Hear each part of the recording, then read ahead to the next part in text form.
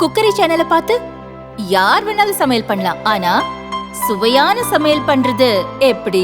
நான் இதயம் நல்லெண்ணெயில சமையல் பண்றேன். ஆஹா ஓஹோன்னு பாராட்டுறாங்க. நீங்களும் இதயம் நல்லெண்ணெயில சமையல் பண்ணுங்க, பாராட்ட வாங்குங்க. தினம் தோறும் வாங்குவே இதயம் இதயம். கொண்டிருக்கின்றோம். கரூர் மாநகரம் முழுவதுமே, மாவட்டம் முழுவதுமே நம்மை விட்டு பிரிந்தவர்கள் அவங்களுடைய உடல்லாம் வீட்டுக்கு போக ஆரம்பிச்சிருக்கிறது. மொத்தமா அழுகுரல் மட்டும்தான் நம்ம கேட்கிறோம். மருத்துவமனைக்குள்ள காயம் பெற்றவங்களை பார்க்கும் பொழுது ஒரு குழந்தையை காப்பாற்றுவதற்காக ஒரு கேடயமாக தன்னை பயன்படுத்தி கொண்ட ஆட்டோ டிரைவர் நண்பர் உள்ள அடிபட்டு படுத்திருக்கிறாரு. ஹோம்கார்டு அக்கா அவங்க அடிபட்டு படுத்திருக்கிறாங்க. எத்தனையோ பேர் தனக்கு பிடித்த யாரோ ஒருவரை பார்க்க வேண்டும், ஒரு தலைவரை பார்க்க வேண்டும் அப்படின்னு வந்தவங்க அவங்க அடிபட்டு படுத்திருக்கிறாங்க. தமிழகத்தில் இதற்கு முன்பு இது போல் நடந்ததில்லை, இனி நடக்கக்கூடாது என்கின்ற அளவுக்கு இந்த நிகழ்வு நம்ம எல்லோரையும் பெரும் சோகத்தில் ஆழ்த்தி இருக்கிறது. அது மட்டும் இல்ல, காயமடைந்தவங்க எல்லாமே 56 பேரும் பத்திரமாக வீட்டுக்கு போக வேண்டும் என்பது ஆண்டவங்கிட்ட எங்களுடைய வேண்டுதல். அதே நேரத்தில் இறந்து போன உயிர்கள் திரும்ப வரப்போறதில்லை. அவர்களுக்கு நாம் எல்லோரும் துணை இருக்க வேண்டும். அரசாக இருந்தாலும் சரி, சம்பந்தப்பட்ட கட்சிகளாக இருந்தாலும் சரி, இறந்து போன ஆத்மாவிற்கு, குடும்பத்தினருக்கு உறுதுணையாக நிற்க வேண்டும் என்பது எங்களுடைய கோரிக்கை. அதனால்தான் தமிழக பாரதிய ஜனதா கட்சி, நம்முடைய கரூர் மாவட்ட பாரதிய ஜனதா கட்சியினுடைய தலைவர்கள், தொண்டர்கள் எல்லாரும் சேர்ந்து ஒரு முடிவு எடுத்திருக்கிறோம். மாநில தலைவர் அண்ணன் நயினார் நாகேந்திரன் அவங்ககிட்ட நான் தொலைபேசி மூலமா அப்பதான் சொன்னேன். இறந்து போன ஒரு குடும்பத்திற்கும் ஆறுதலாக கரூர் மாவட்ட பாரதிய ஜனதா கட்சி 1 லட்சம் ரூபாய் அவர்களுக்கு ஆறுதலாக ஒரு தொகையை அடுத்த ஒரு 10 நாளுக்குள்ள அவங்களுடைய இல்லத்திற்கு சென்று அளிக்க வேண்டும் என்கின்ற முடிவு எடுத்திருக்கிறோம். காயமடைஞ்சவங்களும் வேகமா குணமடைஞ்சு வரணும். இன்னும் ஒரு 10 நாள் கழிச்சு யாருக்காவது மருத்துவ உதவி தேவைப்பட்டா, இன்னைக்கு ஹாஸ்பிட்டல் இருந்து டிஸ்சார்ஜ் ஆகி தேவைப்பட்ட அவர்களுக்கும் உதவி செய்வதாக தீர்மானம் செய்திருக்கின்றோம். இன்னும் ஒரு வாரம் கழித்து ஒரு இல்லமாக 40 பேருடைய வீட்டிற்கும் சென்று நம்முடைய மாவட்ட தலைவர் செந்தில்நாதன் அவங்க இருக்கிறாங்க, முன்னாள் மாவட்ட தலைவர் சிவசாமி அவர்கள் முக்கியமானவங்க இருக்கிறாங்க, முன்னாள் சட்டப்பேரவை உறுப்பினர்கள் கந்தசாமி ஐயா அவர்கள் எல்லோரும் நம்மளோடு இருக்கிறாங்க. அவங்க எல்லோரும் ஒரு வீட்டுக்கும் போய் அவங்களை சந்தித்து ஆறுதல் சொல்ல இருக்கின்றோம், காசோலையை வழங்க இருக்கின்றோம். இந்த நேரத்தில் இந்த துயரமான சம்பவம் தமிழகத்தில் இருக்கக்கூடிய எல்லோரையும் கூட கரூரை நோக்கி திரும்ப பார்க்க வைத்திருக்கிறது. எல்லோரும் உங்களுடைய வேண்டுதல், காயமடைந்த 56 பேரும் வேகமாக வீட்டிற்கு வர வேண்டும் என்கின்ற பிரார்த்தனையை வையுங்க அப்படிங்கிறது எங்களுடைய அன்பான வேண்டுதல். பத்திரிகை நண்பர்களுக்கு வேறு கேள்விகள் இருக்கும், கேளுங்கன்னா பதில் சொல்றேன்.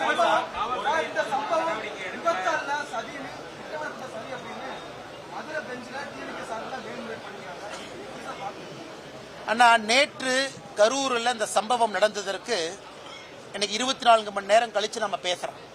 24 மணி நேரம் அனலைஸ் பண்ணதுக்கு அப்புறம் நம்ம பேசுறோம். இதுல பல தவறுகள், பல குளறுபடிகள் நடந்திருக்கிறது.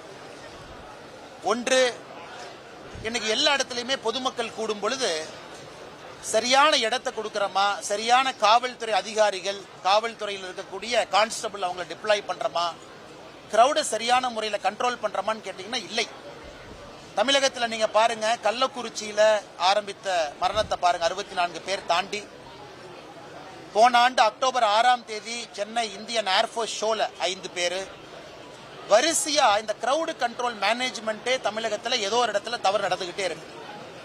கரூரும் அப்படித்தான். அதனால் எங்களுடைய முதல் குற்றச்சாட்டு மாநில அரசின் மீதுதான் வைக்கின்றோம். காரணம், அவர்களுடைய கடமை சரியான இடத்தை கொடுப்பது அவங்களுடைய கடமை. சரியான இடமையா பர்மிஷனே கொடுக்காதீங்க, இல்லைன்னு சொல்லுங்க. அப்படி கொடுக்க வேண்டிய அவசியம் இல்லை. இன்னைக்கு வேலுசாமி பொறுத்தவரை கரூரில் இருக்கக்கூடிய நம்ம எல்லோருக்குமே தெரியும், ஒரு சின்ன ஒரு சந்தல் அங்க வந்து கூட்டத்தை நடத்துவதற்கு வாய்ப்பே கிடையாது. எதற்கு அது கொடுத்தாங்கன்னு தெரியல. தமிழக வெற்றி கழகம் அவங்க கொடுத்த பர்மிஷன் லெட்டர் காலையில் நான் பார்த்தேன். காவல்துறை அதிகாரி ஒருத்தவங்க அதை அனுப்பிச்சிருந்தாங்க. அவங்க கேட்டது இந்த லைட் ஹவுஸ் ரவுண்டானா, உழவர் சந்தை பக்கம் கேட்டிருக்கிறாங்க. அதனால் முதல் தவறு லோக்கல் அட்மினிஸ்ட்ரேஷன், மாவட்டத்தினுடைய ஆட்சியர், காவல்துறை கண்காணிப்பாளர் இடத்தை சரியாக தேர்வு செய்யல. அடுத்து தமிழகத்தினுடைய பொறுப்பு டிஜிபி ஒரு பேட்டி கொடுக்கிறார். 500 பேர் பந்தோபஸ்ல இருந்தாங்க. 500 பேர்ல இல்லைங்கண்ணா, ஸ்ட்ரைக்கிங் போர்ஸ், கார்டு, வண்டிக்குள் உட்கார்ந்து இருந்தவங்க இவங்கெல்லாம் சேர்த்துனா 500. கீழே இருந்த போலீஸ்காரங்க எத்தனை பேர்? 100 பேர் கூட இல்ல. ஒரு வண்டியில ஸ்ட்ரைக்கிங் போர்ஸ் 30 பேர் உட்கார்ந்து இருப்பாங்க. அந்த கணக்கு எழுதி 500 சொன்னால ஏத்துக்க முடியாதுங்கண்ணா. ஒரு கூட்டம் வரும்னு தெரியும், அது 10,000மோ 20,000மோ 50,000மோ நம்பரை விடுங்கண்ணா. ஒரு கூட்டம் வரும் என்று தெரிந்த பிறகு சரியான காவல்துறையை கீழே டிப்ளாய் பண்ணணுமல்ல, அதையே செய்யாம இன்னைக்கு 500 மலுப்புறாங்க. 500ங்கிறது கீழே இல்லைங்கண்ணா. டிராபிக் போலீஸ் இருந்தாங்களா, கீழே லா அண்ட் ஆர்டர் போலீஸ் இருந்தாங்களா? இல்ல, அவங்க எல்லாம் ஸ்ட்ரைக்கிங் போர்ஸ், அதுலயே 300 பேர் போயிருப்பாங்க. அதனால் இவ்வளவு பெரிய கூட்டம் சேரும் இடத்துல மிக குறைந்த காவல்துறையை டிப்ளாய் பண்ணிட்டு என்ன அவங்க கண்ட்ரோல் பண்ணிருக்கிறாங்க? மூன்றாவது, இது பெரிய இழுபறி, கிட்டத்தட்ட 4-5 நாள் இழுபறி. இந்த லேண்டுக்கு போய் பாக்குறாங்க, அங்க போய் பாக்குறாங்க. இன்னைக்கு ஒரு பொது இடத்துல காவல்துறை அனுமதி கொடுப்பதற்கு முன்பு 100 டைம் யோசிக்கணும். ஏன்னா உயர்நீதிமன்றம், உச்ச நீதிமன்றம் அவ்வளவு சொல்றாங்க. பொது சொத்துக்கு சேதம் விளைவிக்க கூடாது, பொதுமக்களுக்கு இடையூறு இருக்கக்கூடாது, டிராபிக் பிளாக் ஆகக்கூடாது, எமர்ஜென்சி ஆம்புலன்ஸ் எல்லாம் போனா வழி இருக்கணும். வேலுச்சாமிபுரத்தில் எந்த வழி இருக்குங்கன்னா, ஒருவேளை முக்கியமான விவிஐபி நாம யார சொல்றோமோ அவங்களுக்கே உடம்புல பிரச்சனை வந்தா எந்த ஆம்புலன்ஸ் உள்ள போய் அவங்களை வெளியே கூட்டிட்டு வரும்? ஆம்புலன்ஸே போகாத ஒரு சந்து ஒரு ரோட்ல கொடுத்திருக்கிறாங்க. அதனால் மாவட்டத்தினுடைய ஆட்சித்தலைவர், மாவட்டத்தினுடைய காவல்துறை கண்காணிப்பாளர் இருவரையும் உடனடியாக பணி நீக்கம் செய்யணும். பேசிக் மினிமம் சஸ்பென்ஷன்ல வைக்கணும். காரணம், மற்ற அதிகாரிகளுக்கு இது எச்சரிக்கையா போகணும். இல்ல செஞ்சோம், ஒரு ஹைகோர்ட் ரிட்டையர்ட் ஜஸ்டிஸ போட்டுட்டோம், கண் துடைப்புக்கு ஏதோ நடத்துறது கேள்வியே கிடையாதுங்கண்ணா. அரசியல்வாதிகள் 1008 சொல்லுவான் சார். ஆளுங்கட்சிக்காரன் பர்மிஷன் கொடுக்காதீன்னு 1008 சொல்லுவான். இங்க கொடுங்க, அங்க கொடுங்கம்மா. அது கேட்கறக்கா ஐபிஎஸ் யூனிஃபார்ம் போட்டிருக்காங்க, அவங்க சொல்றதெல்லாம் கேட்கறக்கா கலெக்டர் பொசிஷன்ல உட்கார்ந்து இருக்கிறாங்க. அதனால் மாவட்டத்தினுடைய காவல்துறை கண்காணிப்பாளரும் மாவட்டத்தினுடைய ஆட்சியர் மீது உடனடியாக முதலமைச்சர் நடவடிக்கை எடுக்கணும். என்ன ஒரு பம்மாத்து வேலை பண்ணிட்டு இருக்காருன்னா, சும்மா வந்து பார்த்துட்டு அங்க இருப்பாங்க இங்க இருப்பாங்க. இந்தியால 10 பேர் 15 பேர் ஒரு இடத்துல இறக்குறாங்கனாவே உடனடியாக நடவடிக்கை எடுக்கிறாங்க பல அரசுகள். ஏன்னா மற்ற மாவட்டத்தினுடைய எஸ்பிக்கும் டிசிக்கும் கலெக்டருக்கும் இது ஒரு வார்னிங்கா இருக்கும். அடுத்து எங்களுடைய மாநிலத்தினுடைய தலைவர் பாரதிய ஜனதா கட்சி அண்ணன் நயினார் நாகேந்திரன் அவர்கள், முதலமைச்சர் அவர்கள் பதவி விலக வேண்டும். ஏன் தலைவர் அந்த கருத்தை வைக்கிறாங்க? இந்தியன் ஏர்போர்ஸ் ஷோல chief minister, deputy chief minister போய் பார்க்கறாங்க. 5 பேர் இறக்குறாங்க, 71 பேர் ஹாஸ்பிட்டல் அட்மிட். அதனால தமிழகத்தில் மக்கள் அதிகமாக சேரக்கூடிய எந்த இடத்தையும் கூட திமுக தன்னுடைய 4 ஆண்டு காலம் ஆட்சி காலத்தில் எதையும் சரிவர கவனிக்கல. அப்படி இருக்கும் பொழுது முதலமைச்சர் அந்த பதவியில் என்ன பண்றாரு? இஷ்யூ நடந்த பின்பு வருவதற்கு முதலமைச்சரா, இல்ல ரிவ்யூ மீட்டிங் எடுத்து இன்ஸ்ட்ரக்ஷன் கொடுக்குறாங்களா, இல்ல கலெக்டர் எஸ்பி எல்லாம் கீழே இருக்கிறாங்க, ப்ராப்பர் பர்மிஷன் சென்னையிலிருந்து வாங்குறாங்களா? அதனால் மாநில தலைவர் நயினார் அண்ணன் சொன்ன கருத்துல நியாயம் இருப்பதாக நானும் பார்க்கின்றேன். சரியான கருத்து. அதை அடுத்து இன்னைக்கு இந்த கூட்டத்தை ரொம்ப ஸ்டடி பண்ணணுங்கன்னா, நீங்க வந்து 1 மேன் ஜட்ஜை நாங்க போட்டிருக்கோம், ரிட்டையர்ட் ஜட்ஜை போட்டிருக்கோம், உடனடியாக சிபிஐ என்கொயரி வேண்டும். இன்னைக்கு முதலமைச்சர் அவர்கள் தமிழ்நாட்டுக்குள்ள சிபிஐ வரக்கூடாதுன்னு ப்ராசிக்யூஷன் சாங்ஷனை வித்ட்ரா பண்றாரு. ஆனா இதற்கு முன்பு இன்னொரு இடத்திற்கு சிபிஐ கொடுக்கிறார் அஜித் குமார் கேஸ்ல. அதனால தாமாக முன் வந்து சிபிஐ என்கொயரி கேட்கணும். அந்த கூட்டத்தில் யாராவது ட்ரிகர் பண்ணாங்களா? அந்த கூட்டத்தில் விஷக்கிருமிகள் யாராவது இந்த கிரௌட ட்ரிகர் பண்ணாங்களா? ஆம்புலன்ஸ் எப்ப வந்துச்சு? லாட்டரி சார்ஜ் காவல்துறை எதற்காக பண்ணாங்க? கரண்ட் எதுக்காக போச்சு? இந்த எல்லா விஷயத்தையும் சிபிஐ நுணுக்கமாக கண்காணிச்சு யாராவது உள்ள இருந்து விஷமத்தனமாக ஏதாவது செஞ்சிருந்தா, நீங்க கேட்ட கேள்வி, டிவிகே மதுரை ஹைகோர்ட்டுக்கு போயிருக்காங்க. உண்மையா பொய்யா, நியாயமா நியாயமில்லை தெரியாதுங்கண்ணா, கோர்ட்டு பார்க்கட்டும். ஆனா என்னை பொறுத்தவரை எந்த சந்தேகத்திற்கும் இடம் கொடுக்காம சிபிஐ போன்ற ஒரு அமைப்பு யாராவது விஷயம், ஏன்னா செருப்பு வீசுறாங்க ஒரு கூட்டத்தில், ஒரு தலைவனை பார்க்க வரவங்க செருப்பு வீச மாட்டாங்கல்ல, வெளியால் தானே செருப்பு வீசுவான், செருப்பு எப்படி வீசுறாங்க? ஏன் கரண்ட் கட்டாச்சு? இதையெல்லாம் கூட சிபிஐ பண்ணி ஒரு என்கொயரி பண்ணி முதலும் கடைசியுமாக தமிழ்நாட்டில் வேற எங்கேயும் இது நடக்காம இருக்கணும். கடைசியாக எங்களுடைய குற்றச்சாட்டு திரு விஜய் அவர்கள் மீது. ஒரு நடிகர் கரூருக்கு, பெரம்பலூருக்கு, திருவாரூருக்குலாம் வர்றீங்கன்னா கூட்டம் பார்க்க வருவாங்கண்ணா. இதெல்லாம் கிராமத்து பகுதிகள், மக்கள் வருவாங்க. ஒரு சினிமா ஸ்டாரை பார்க்க கிராமத்திலிருந்து மக்கள் வரத்தான் செய்வாங்க. அதுவும் நீங்க மொத்த கரூர் மாவட்டத்துக்கே சேர்த்து ஒரே ஒரு பாயிண்ட். மற்ற அரசியல் கட்சிகள் என்ன பண்றாங்க? சட்டமன்றத்துக்கு ஒரு பாயிண்ட் வைக்கிறாங்க, ஒரு மாவட்டத்துக்கு 5 பாயிண்ட் வைக்கிறாங்க. ஒரே பாயிண்ட் வச்சா 20,000-30,000 பேர் வராம என்ன பண்ணுவாங்க? அதுவும் வீக்கெண்ட்ல வைக்கிறீங்க, சனிக்கிழமை வைக்கிறீங்க. சனிக்கிழமை வைக்கும் பொழுது மக்கள் எல்லோரும் வரத்தான் செய்வாங்க, குழந்தை குட்டியை கூட்டிட்டு வருவாங்க. அது வீக் டேவா இருந்தா குழந்தை கூட்டிட்டு வர மாட்டாங்க. திங்கக்கிழமையோ செவ்வாய்க்கிழமையோ புதன்கிழமையோ குழந்தை டியூஷனுக்கு போகும், படிக்கும். நீங்க வீக்கெண்ட்ல சனிக்கிழமை வச்சா குழந்தை எடுத்துட்டு தான் மக்கள் வர செய்வாங்க. ஏன்னா ஒரு தூண்டுதல், சரி பாப்போமே, ஒரு கூட்டத்தை குழந்தை காட்டுவோமே, ஒரு தலைவனை காட்டுவோமே, சினிமா ஸ்டாரை காட்டுவோம். அதனால் விஜய் அவர்களை போன்றவர்கள் இதெல்லாம் யோசிக்கணும், இதெல்லாம் யோசிச்சு வைக்கணும். அவர் யாருமே, எந்த ஒரு தலைவரும் என்னுடைய கூட்டத்தில் யாராச்சும் இறக்கணும்னு யாரும் வரமாட்டாங்க. விஜய்க்கும் அது போன்ற மனப்பான்மை கிடையாது. பாவம், அவரும் மக்களை பார்க்கணும் ஆசையோட தான் வந்திருக்கணும், மக்களும் அவரை பார்க்கணும் ஆசையோட வந்திருக்கணும். அப்படி இருக்கும் பொழுது ஒரு தலைவனுடைய கடமை, நாம போறனால யாருக்காச்சும் உபத்திரம் ஆகுதா, நம்மகிட்ட அந்த அளவுக்கு லீடர்ஷிப் டீம் இருக்காங்களா? இப்ப பாரதிய ஜனதா கட்சியோ வேற ஒரு கட்சி எடுத்துக்கிட்டீங்கன்னா ஒரு லீடர்ஷிப் டீம் இருப்பாங்க, செகண்ட் லெவல் லீடர்ஸ் இருப்பாங்க. இன்னைக்கு தமிழக வெற்றி கழகத்தை பொறுத்தவரை இப்பதான் தலைவர்கள் வர்றாங்க, செகண்ட் லெவல் லீடர்ஷிப் டெவலப் ஆகுது. அப்படி இருக்கும் பொழுது யாரை கண்ட்ரோல் பண்ணுவாங்க, யாரை போய் தடுத்து நிறுத்துவாங்க, இதையெல்லாம் விஜய் அவர்கள் உணரணும். அதனால இப்ப இருந்து அவர் போகக்கூடிய எல்லா கூட்டத்தையும் மாத்தணும். இந்த வீக்கெண்ட் கான்செப்ட வெளியே வாங்க. ஏற்கனவே நம்ம சொன்னோம், இல்ல மக்களுக்கு உபத்திரம் கொடுக்க கூடாதுங்கிறதுக்காக வீக்கெண்ட்ல போறேன். என்ன நாயங்கன்னா, வீக்கெண்ட்ல போனா தான் கூட்டம் வரும், வீக்கெண்ட்ல போனா தான் குழந்தைங்க வருவாங்க, வீக்கெண்ட்ல போனா தான் பெண்கள் வருவாங்க. சோ எதற்காக இத்தனை குழந்தைகள், 10க்கும் மேற்பட்ட குழந்தைகள் எதற்காக இறந்திருக்கிறாங்க? வீக்கெண்ட்ல கூட்டம் வச்சனாலதான். அதனால நான் விஜய் அவர்கள் மீது நேரடியாக குற்றச்சாட்டு சொல்லிங்கன்னா இதெல்லாம் உட்கார்ந்து ஆராய்ந்து வீக்கெண்ட்ல ஒரு போன்ற ஒரு மாநாடு தேவையா, ஒரு மாவட்டத்திற்கு ஒரு பாயிண்ட் மட்டும் தேவையான்னு ஆலோசிக்கணும். ஏன்னா 2ஆம் கட்ட தலைவர்கள் உருவாகும் வரை இந்த பிரச்சனை ஒரு கட்சிக்கு வரத்தான் செய்யும். அதனால் நிச்சயமாக விஜய் அவர்கள் இதை பரிசீலித்து நடவடிக்கை எடுப்பார்கள் என்கிற நம்பிக்கை இருக்கு. அதே நேரத்தில் நாம எல்லா ஒரு விஷயத்தை புரிஞ்சுக்கணும். விஜய் மேல குற்றம் சாட்டுறோம், விஜய் தான் அக்யூஸ் நம்பர் 1, அந்த கருத்தை நான் ஏத்துக்க மாட்டேங்க. ஒரு கூட்டத்தை கூட்டுவது, கூட்டத்துக்கு வர்றன்னு விஜய் சொல்லலாம். அந்த கூட்டத்திற்கான பாதுகாப்பு கொடுக்க வேண்டிய கடமை அரசனுடையது. அந்த கூட்டத்திற்கு பர்மிஷன் கொடுக்க வேண்டியது அரசனுடையது. உங்களுக்கு இல்லையா, இல்லைன்னு சொல்லிட்டு போங்க, அவங்க கோர்ட்ல போய் வேற பர்மிஷன் வாங்கட்டும், வேற இடத்துல வாங்கட்டும், வேற இடத்த கொடுங்க. அதனால் விஜய் அவர்களை பொறுத்தவரை இந்த கூட்டத்துக்கு நான் கூட்டுனேன், நான் வந்தேன், அவருக்கு எல்லா உரிமையும் இருக்கு. அவரை பார்ப்பதற்கு மக்களுக்கு உரிமை இருக்கு. 1000 பேர் வரலாம், 10,000 பேர் வரலாம், 10 லட்சம் பேர் வரலாம், அவங்களுக்கு உரிமை இருக்கு. இந்த இடைப்பட்ட தரகர் யாருன்னா அரசு. அரசு இங்கை பொறுத்தவரை தரகர வேலையை செய்யணும். விஜய் அவர்களுக்கு அனுமதி கொடுக்கணும், வர்ற மக்களுக்கும் பாதுகாக்கணும். அந்த வேலையை அரசு செய்யல. விஜய் அவர்களுக்கும் சரியான முறையில் அனுமதி இல்ல, வந்த மக்களுக்கும் சரியான முறையில் பாதுகாப்பு கொடுக்கல. அரசை பொறுத்தவரை 2 இடத்திலும் தோத்திருக்கிறாங்க. ஒருதலை பட்சமாக பாரபட்சமாக எதிர்க்கட்சிக்கு நடந்துக்கிறாங்க, ஒருதலை பட்சமாக பாரபட்சமாக சாமானிய மனிதர்கள் நடந்திருக்கிறாங்க. அதனால அரசு வெட்கி தலைகுனியணும். மாவட்ட ஆட்சியர் மீதும் மாவட்ட காவல்துறை கண்காணிப்பாளர் மீதும் கடும் நடவடிக்கை எடுக்கணும். சும்மா நீங்க சப் இன்ஸ்பெக்டர் இன்ஸ்பெக்டர்லாம் பக்கறாங்கன்னா அவங்க என்ன பண்ணுவாங்க? இன்ஸ்ட்ரக்ஷன் கொடுத்தீங்கன்னா ஸ்பாட்டுக்கு போவாங்க. எஸ்பி 10,000 பேர் 20,000 பேர் வர்றாங்கன்னா ஸ்பாட்ல எஸ்பி டிஐஜி இருக்கணும்லங்கண்ணா, அவங்க வந்து நிக்கணும்ல, அவங்க இருக்கணும்ல. ஓ எதிர்கட்சி கூட்டம், நம்ம ஸ்பாட்டுக்கு போனா நம்மளை சஸ்பெண்ட் பண்ணிடுவாங்க. எதிர்கட்சி ஆளுங்கட்சி இல்லைன்னா மக்கள் கூடுற எண்ணிக்கை தானே முக்கியம். அதனால் விஜய் அவர்களை பொறுத்தவரை இன்னைக்கு அவர் பெரும் வருத்தத்தில் இருப்பாரு. அதனால் எல்லோரும் சேர்ந்து அவரை யாரும் கார்னர் பண்ண வேண்டாம். இதிலிருந்து மீண்டு வரணும். தலைவன் இதை தாண்டி தான் வரணும். எல்லா மக்களுக்கும் ஆறுதலாக விஜய் நிற்க ஆரம்பித்திருக்கின்றார்கள், நிற்பார்கள், நம்பிக்கை இருக்கு. 3வது தன்னுடைய பயணத்தினுடைய வடிவமைப்பை மாற்றணும். இந்த வீக்கெண்டு சனிக்கிழமை குழந்தைங்க வர்றதை அவாய்ட் பண்ணணும்.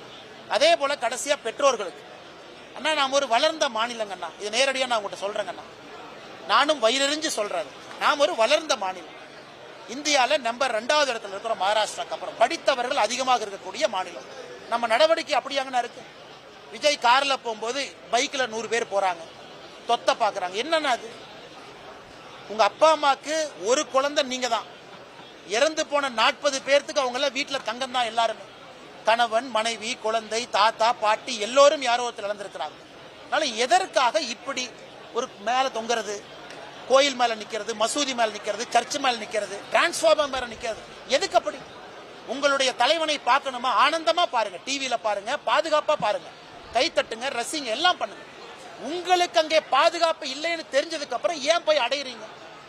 இன்னைக்கு 1 ஸ்கொயர் மீட்டரை பொறுத்த வரைக்கும் 2 பேர் தாங்க நிக்கலாம். 2 பேர் என்னதான் பாதுகாப்பு? 1 ஸ்கொயர் மீட்டர். இப்ப 100 ஸ்கொயர் மீட்டர்னா 1076 ஸ்கொயர் ஃபீட். எத்தனை பேர் நிக்கிறாங்க? 1 ஸ்கொயர் மீட்டருக்குள்ள 5 பேர் நின்னா நடக்காம என்ன ஆகும்? அதனால் யாரின் மீது குறை சொன்னாலும், அரசு, எஸ்பி, டிசி, விஜய், அவங்க இவங்கன்னு யாரு மேல சொன்னாலும் கூட்டத்துக்கு வருகின்ற ஒருத்தரும் யோசிக்கணும். உங்க குடும்பத்துக்கு நீங்க மட்டும்தான். உங்களை இழந்துட்டா அவங்களுக்கு அது லைஃப் டைம் போச்சு. அதனால் நீங்க தயவு செஞ்சு யார வேணாலும் போய் பாருங்க, டிவியில பாக்குறவங்கள பாருங்க, யூடியூப்ல பாக்குறவங்கள பாருங்க, தூரத்துல இருந்து பாருங்க. அங்க போனதுக்கு அப்புறம் பாதுகாப்பு இல்லைன்னு தெரிஞ்சதுக்கு அப்புறம் ஏன் உள்ள போறீங்க? எதுக்காக பைக்ல துரத்துறீங்க? என்னது? நீங்க கீழே விழுந்தா யாருக்கு பிரச்சனை? மத்தவங்களுக்கு 10 லட்சத்துல ஒருத்தர் நீங்க, ஆனா உங்க அப்பாக்கு நீங்க மட்டும்தான், அம்மாக்கு நீங்க மட்டும்தான். அதனால அந்த இளைஞர்கள், பெண்கள், குழந்தைகளுக்கு நான் ரொம்ப மன கஷ்டத்துல சொல்றேன், தயவு செஞ்சு இது போன்ற ஒரு சூழ்நிலையை ஏற்படுத்தாதீங்க. கூட்டமா இருக்கிற இடத்துக்கு போகாதீங்க. அரசியல் கட்சி பாரதிய ஜனதா கட்சி நாங்களும் மாநாடு போடுறோம், பாதுகாப்பா இருக்கு, விஸ்தாரமா இருக்கு, அங்க போய் நிக்கலாம்னா வாங்க, இல்லாட்டி வராதீங்க. டிவியில பாருங்க, தொலைபேசியில கேளுங்க, நியூஸ் பேப்பரை படிங்க. எங்களுடைய அன்பான வேண்டுகோள், இது முதலும் கடைசியுமா தமிழ்நாட்டில் இதான் இருக்கணும். இதுக்கு மேல ஒரு அரசியல் மாநாட்டில் ஒருத்தர் இறந்தாங்கன்னா நம்ம எல்லாரும் சேர்ந்து தலை குனிஞ்சு நிக்கணும். தூத்துக்குடி துப்பாக்கி சூடு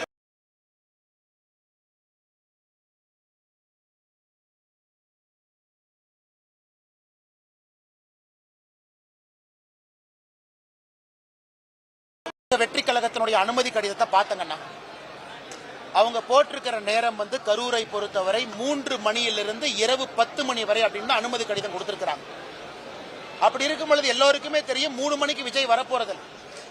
3 மணியிலிருந்து 10 மணினா 8 மணி 9 மணிக்கு தான் வருவாங்க. காவல்துறை எதற்காக லாங் டியூரேஷனை கொடுக்குறீங்க? இன்னைக்கு விஜய் அவங்க லேட்டா வந்தாங்கிறது முக்கியம் கிடையாதுங்கண்ணா. அனுமதி கடிதத்திலேயே 3லிருந்து 10 வரை இருக்கு. அப்படின்னா விஜய் 3 மணிக்கு வரலாம், விஜய் அவர்கள் 10 மணிக்கு வரலாம். நம்ம விஜய் குற்றம் சொல்ல முடியாது. காரணம், அனுமதி கடிதத்தில் அந்த நேரம் இருக்கு. காவல்துறை எதுக்கு 7 மணி நேரம் கொடுக்குறீங்க? ரோட் ஷோ வர்றாங்க, பாக்குறாங்க, போறாங்க. 2 மணி நேரம் கொடுங்க, ரெஸ்ட்ரிக்ட் பண்ணுங்க. 2 மணி நேரத்துல தலைவர் வரலையா, போக விடாதீங்க. 144 எத்தனை சிஆர்பிசில இருக்கு, பயன்படுத்துங்க. அதனால் இதை பொறுத்தவரை விஜய் தாமதமாக வந்தார் அப்படிங்கிற கருத்தை நான் ஏத்துக்க மாட்டாங்கன்னா, காரணம் அனுமதி கொடுத்த கடிதத்துல 3 மணியிலிருந்து 10 மணி இருக்கு. காவல்துறை எதுக்கு கொடுத்தீங்க? இரண்டாவது, இன்னைக்கு முதல்ல விஜய் அவர்கள் 3 மாவட்டத்துக்கு போனவர் இன்னைக்கு 2 மாவட்டமா மாத்திருக்காங்க. மாவட்டம்னா ஜெனரலா சாயந்தரம் தான் வருவாங்க. அதனால நான் ஏற்கனவே சொன்னது போல பயணத்தினுடைய வடிவமைப்புல கோளாறு இருக்கு. சனிக்கிழமை வேண்டாம், பண்ணாதீங்க. குழந்தைங்க வருவாங்க, வேண்டானாலும் குழந்தைங்க எட்டி பார்ப்பாங்க. ஒரு சின்ன குழந்தை எட்டி பார்க்கறதுக்கு ஒரு சரி விஜயை பார்ப்போம், ஒரு தலைவரை பார்ப்போம், ஒரு ஆக்டரை பார்ப்போம். நீங்க எதுக்கு அனுமதி கொடுக்குறீங்க? பண்ணாதீங்க. பெண்கள் வருவாங்க, வீட்டு வேலையை முடிச்சுட்டு சனிக்கிழமை வருவாங்க. ஞாயிற்றுக்கிழமை யாருக்கு வேலை இல்லை, வேலைக்கு யாரும் போக மாட்டாங்க. அதனால் விஜய் அவர்களுடைய யாத்திரையினுடைய வடிவமைப்புல கோளாறு இருக்கு. அதை முதல்ல ரெக்டிஃபை பண்ணுங்க. அதுக்காக யாத்திரையை நிறுத்துறோம். ஒரு அரசியல் தலைவர் போய்தான் ஆகணும். விஜய் அவர்களோ யாருமோ வேண்டும் என்று மக்கள் சாகணும்னு யாரும் விரும்பல. தவறு நடந்திருக்கிறது, எல்லா பக்கம் நடந்திருக்கு. அதை திருத்திட்டு அடுத்த கட்ட பயணத்தை, யாத்திரையை இன்னும் சேஃபா பண்ணணும் அப்படிங்கறது எங்க வேண்டுகோள். தூத்துக்குடி துப்பாக்கி சூடுல அந்த நியமிச்ச ஒரு நபர் ஆணையம் அறிக்கைப்படி இதுவரைக்கும் கூட நடவடிக்கை எடுக்கல. ஆனா இந்த ஒரு நபர் ஆணையம் எப்படி? அண்ணா, எனக்கு இந்த ஒரு நபர் ஆணையத்துல நம்பிக்கை இல்லைங்க அண்ணா, நம்பிக்கை இல்லை. ஏன்னா ஒரு நபர் ஆணையத்தினுடைய நீதிபதியை செலக்ட் பண்றது யாரு? முதலமைச்சர். அதுலயே ஓரவஞ்சகம் இருக்கு. நீதிபதி அவர்களை பத்தி எனக்கு எந்த குற்றச்சாட்டு இல்லைங்கண்ணா, எல்லாம் நல்லவங்க தான். ஒரு முதலமைச்சர் அவர்கள் எனக்கு இந்த நீதிபதி தான் வேணும், இவங்களை வச்சுதான் நான் 1 மேன் என்கொயரி கமிஷன் போட போறேன்னா எனக்கு அங்கேயே பிரச்சனையை நான் பாக்குறேன். அதனால் அதுல நியாயம் இருப்பதாக நான் எனக்கு தெரியலீங்கண்ணா. இண்டிபெண்டன்ட் ஆர்கனைசேஷன் சிபிஐ கொடுங்க, இல்ல சீஃப் ஜஸ்டிஸ் எழுதுங்க. ஐயா, நீங்களே ஹைகோர்ட்ல ஒரு நீதிபதியை நீங்களே நியமனம் பண்ணுங்க. அந்த நீதிபதி எப்படி முதலமைச்சர் செலக்ட் பண்ணலாம்? ரிட்டையர்ட் ஜட்ஜா இருந்தா எப்படி செலக்ட் பண்ணலாம்? அதனால இந்த ஒரு நபர் ஆணையத்துல எனக்கு நம்பிக்கை இல்லை. சிபிஐ கொடுங்க. ரூட் காஸ் பார்க்கணும். ரூட் காஸ், கீழே யாரு வந்தா, எப்படி செருப்பு வந்துச்சு, உள்ள அந்த 4 பேர் ஒரு சின்ன கலவரம் ஆகுதுங்கன்னா எப்படி அது ஆச்சு, ஏன் ஆச்சு, அதை கண்டுபிடிக்கணும். அதை கண்டுபிடிச்சா தான் அந்த கிரௌடு எப்படி ட்ரிகர் ஆனாங்கன்னு நம்ம பார்க்கணுங்கண்ணா, மாப் சைக்காலஜி. அதனால் முதலமைச்சர் அவர்கள் உடனடியா அஜித் குமார் கேஸ்ல நெஞ்ச நிமித்திட்டு சிபிஐ கொடுத்தீங்க. ஒரு இறப்பு, இன்னைக்கு 40 பேர் இறந்திருக்காங்க. ஏன் நெஞ்ச நிமித்திட்டு ஏன் கொடுக்கல? எல்லா உயிரும் ஒரே உயிர் தானே, ஒரே மதிப்பு தானே. அதனால் உடனடியாக சிபிஐ கொடுங்க. அதுல வரட்டும். ஒரு பக்கம் டிவிக்கு ஹைகோர்ட்டுக்கு போறது, ஒரு பக்கம் கரூர் மாவட்டத்தை சார்ந்த ஒருத்தர் மெட்ராஸ் ஹைகோர்ட்டுக்கு போறது, எதுக்கு இத்தனை? அதுக்கு சிபிஐ ரிப்போர்ட் கொடுக்கட்டும். அதுல யார் தப்பு பண்ணாங்க தெரிந்த பிறகு எல்லாத்து மேல நடவடிக்கை எடுங்க. யாரு மீதும் நடவடிக்கை எடுக்க வேண்டாம் சொல்ல. அடிப்படை நடவடிக்கை எஸ்பி மேல, கலெக்டர் மேல ஏன் எடுக்கல? 40 பேர் இறந்திருக்கிறாங்க. அத்தாரிட்டி யாரு? ஒரு எஸ்பி கலெக்டருடைய முதன்மை கடமை உயிரை பாதுகாப்பது. அப்புறம் தான் எல்லாமே. ஒரு உயிரை பாதுகாக்க முடியாத எஸ்பி கலெக்டர் 40 பேர் இறந்த ஒரு மாவட்டத்தில் தார்மீக அடிப்படையில் அவங்க எஸ்பி கலெக்டரா இருப்பதற்கு தார்மீக உரிமை கிடையாது. முதலமைச்சர் முதல்ல சஸ்பெண்ட் பண்ணி வெளியே வைங்க, அதுக்கப்புறம் என்கொயரி பண்ணி தப்பு பண்ணலையா உள்ள கொண்டு வாங்க. எதுவுமே செய்யாம என்ன பம்மாத்து வேலை பண்ணிட்டு இருக்காங்க. சார், ஆம்புலன்ஸ் வந்ததுல அண்ணே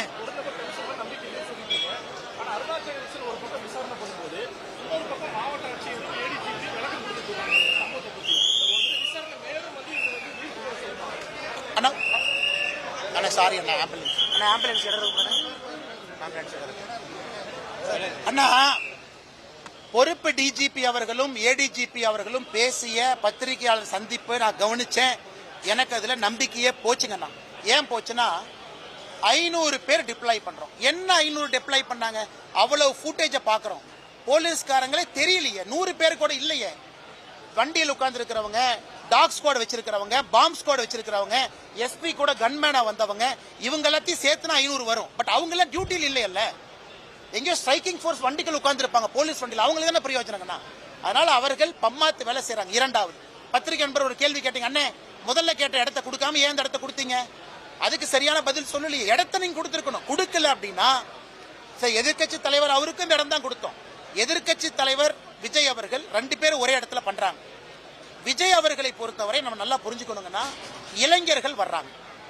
எதிர்கட்சி தலைவருக்கும் பெரிய கூட்டம் கூடுது. இளைஞர் அன்கன்ட்ரோலபிள். இளைஞர் அவ்வளவு பேர் வரும்போது அந்த எனர்ஜி எங்க கண்ட்ரோல் பண்ணுவீங்கன்னா, எங்க மேல நிக்கிறாங்க அங்க நிக்கிறாங்க. அதனால இதையெல்லாம் ஒரு காவல்துறை உணரணும். இல்ல என்பிஎல நேஷனல் போலீஸ் அகாடமியில மாப் சைக்காலஜின்னு ஒரு கோர்ஸே இருக்கு. ஒருத்தர் 2 பேர் 5 பேர் வந்து எப்படி பிஹேவ் பண்ணுவாங்க, அதெல்லாம் படிச்சுதான் அதிகாரி வந்திருக்காங்க, படிக்காம எங்க ஐபிஎஸ் வந்திருக்காங்க.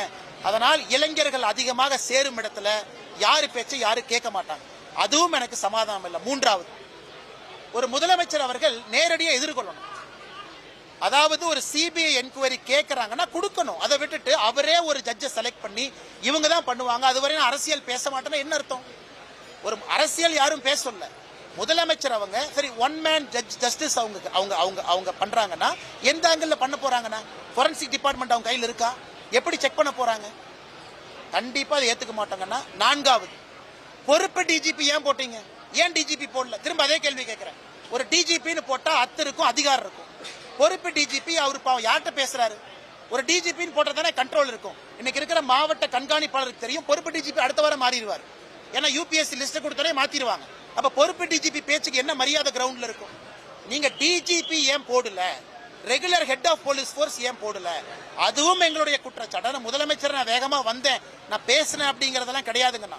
சரி வர நீங்கள் கையாளல. சரி விஜய் வந்தனால நடந்துச்சுங்கிறீங்க. Indian air force aero show Vijay எங்க வந்தாரா? ஏன் 5 பேர் இறந்தாங்க? அதுக்கு பதில் சொல்லட்டும். அன்னைக்கு முதலமைச்சர் அங்க இருந்தீங்க, துணை முதலமைச்சர் இருந்தீங்க, 5 பேர் ஏன் இருந்தாங்க? 71 பேர் ஹாஸ்பிட்டல் அட்மிட் ஆனாங்க. விஜய் எங்க போனாரா? உங்களுக்கு கிரௌட கண்ட்ரோல் பண்ண தெரியல. 4 ஆண்டுகள் அட்டர் ஃபெயிலியர்.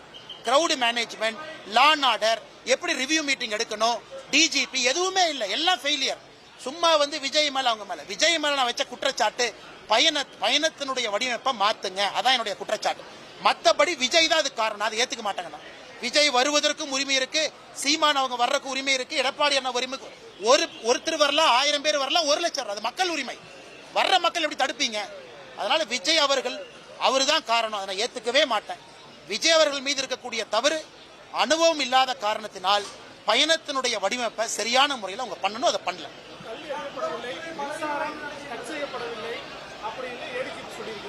அண்ணா மின்சாரத்தை பொறுத்த வரைக்கும் நானும் ஒரு காவல்துறை அதிகாரிகிட்ட பேசினேன். அந்த பசங்க எல்லாமே டிரான்ஸ்பார்மர் மேல ஏறுறாங்க அப்படிங்கறதுக்காக அது சுவிட்ச் ஆஃப் பண்ணிருக்காங்க. பிரிகாஷனரி மெஷர் கட் ஆகல எனக்கு தெரிந்தவரை. அதான் நான் எல்லாத்துக்குமே மக்களுக்கு சொல்றேன், ஏங்க டிரான்ஸ்பார்மர் மேல ஏறுறீங்க?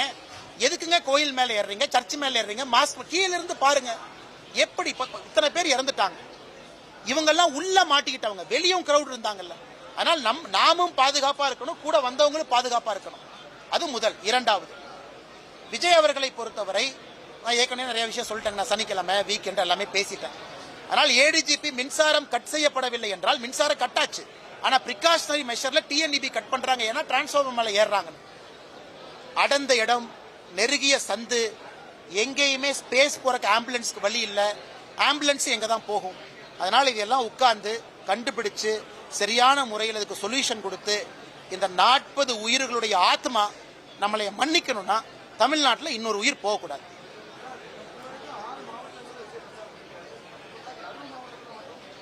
ஆனா பெரம்பலூரே டேஞ்சருங்கன்னா, பெரம்பலூரே it was very close to danger. ஆனா பெரம்பலூர் நல்ல வேலை அன்னைக்கு அசம்பாவிதம் நடக்கல. நானும் டிவியை பார்த்தேன், அந்த வீடியோவை பார்த்தேன். ஓரளவுக்கு முன்னாள் காவல்துறை அதிகாரிங்கிற முறையில் பார்க்க முடியுங்கண்ணா. பெரம்பலூர் வாஸ் டேஞ்சர் அண்ணா. அன்னைக்கு ஏதோ கடவுளுடைய இதுல தப்பிச்சாச்சு. அடுத்தது நாகப்பட்டினம் விடுங்க, வேற ஒரு திருவாரூர்ல விடுங்க. நாமக்கலுடைய ரோடு வேற, அதே இடத்துல பாரதிய ஜனதா கட்சியும் நம்ம கூட்டம் போட்டிருக்கோம். அந்த ரோட்டினுடைய தன்மை வேற.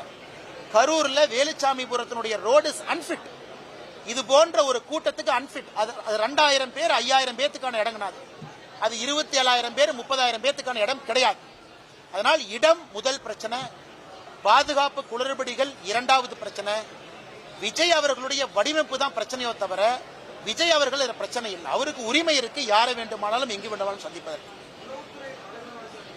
கம்ப்ளீட் ஃபெயிலியர்னா உளவுத்துறை என்ன சாதிச்சாங்க? என்ன சாதிச்சாங்க நீங்க சொல்லுங்க. கள்ளக்குறிச்சியில டிஎம்கே காரன் போய் விக்கிறான், என்ன பிடிச்சாங்க? பிடிக்கல. அந்த யாருன்னு பேரு நாங்க போட்டோம், பண்ணல. இந்தியன் ஏர்ஃபோர்ஸ் ஷோல எத்தனை பேர் வர்றாங்கன்னு தெரியாதா? சரி, உளவுத்துறை அவங்க சொல்றாங்க 3 மணில இருந்து மக்கள் சேராங்க. சரி, 3 மணிக்கு உளவுத்துறை தூங்குச்சா, 5 மணிக்கு தூங்குச்சா, 7 மணிக்கு தூங்குச்சா? 2000 பேர் வந்துட்டாங்க, 10,000 பேர் வந்துட்டாங்க. இன்னும் கொஞ்சம் போலீஸ் போர்ஸ் அனுப்புங்க, ஐஜி ஸ்பாட்டுக்கு போங்க. அப்ப உளவுத்துறை என்னதான் செய்யறீங்க? எல்லாம் முடிஞ்சதுக்கு அப்புறம் பேட்டி கொடுக்கிறது மட்டும்தான் உளவுத்துறை டிஜிபி ஏடிஜிபியினுடைய வேலையா? உளவுத்துறை பொறுத்தவரை தமிழகத்துல பொலிட்டிக்கல் இன்டெலிஜென்ஸ் கொடுக்கிற துறையா மாறிடுச்சு. முதலமைச்சருக்கு டெய்லி காலைல 8 மணிக்கு வீட்டுக்கு போய் பொலிட்டிக்கல் இன்டெலிஜென்ஸ் பிரீஃபிங் கொடுக்கணும். அதான் தமிழக உளவுத்துறையினுடைய வேலை. அண்ணாமலை இட்லி சாப்பிட்டாரா, பூரி சாப்பிட்டா, இதான் அவங்க வேலை. எங்க போனா எங்க வந்தாங்க. இதை விட்டுட்டு ரியல் டைம் ஆக்ஷனபிள் இன்டெலிஜென்ஸ் உளவுத்துறை கொடுக்கல. அது 4 ஆண்டுகள்ல திராவிட முன்னேற்ற கழக ஆட்சியினுடைய சாபக்கேடு, இன்டெலிஜென்ஸ் ஃபெயிலியர். நான் ஆங்கிலத்தில் பேசிட்டு போயிடணும். ஆங்கிலம்